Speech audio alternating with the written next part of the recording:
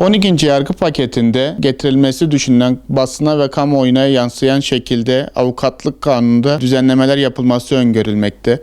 Avukatlık kanununda yapılacak düzenlemelerle birlikte avukatların özlük hakları güçlendirilecek ve çalışma koşulları iyileştirilmesi düşünülmekte.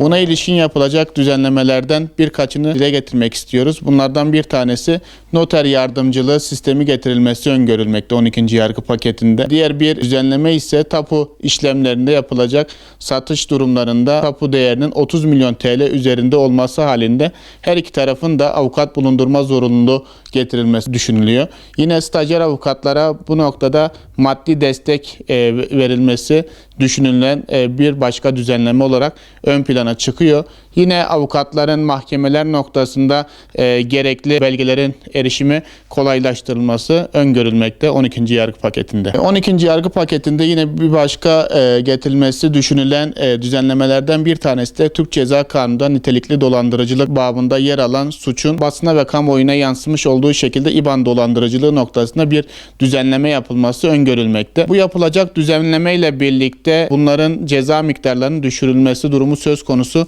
olabilmekte yahut nitelikli dolandırıcılık kapsamında olan durumun uzlaştırmaya tabi tutulabilmesi de söz konusu olabilmekte bu açıdan 12. yargı paketinde. 12. yargı paketinde infaz düzenlemesi noktasında herhangi bir madde hükmünün taslakta yer almadığı basına ve kamuoyuna yansımış şekilde görüş açısından ağırlık basmakta. Hani 12. yargı paketinde infaz düzenlemesine yer verileceği düşünülmemektedir. 12. yargı paketinde getirilmesi düşünülen bir diğer mevzuat düzenlemesi ise yargıya yönelik olan bir düzenleme.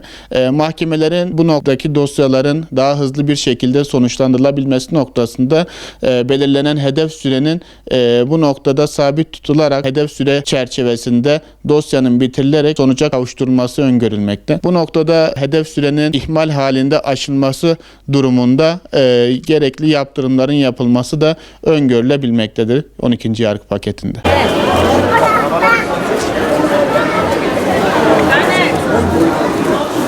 Ben de çekiyorum.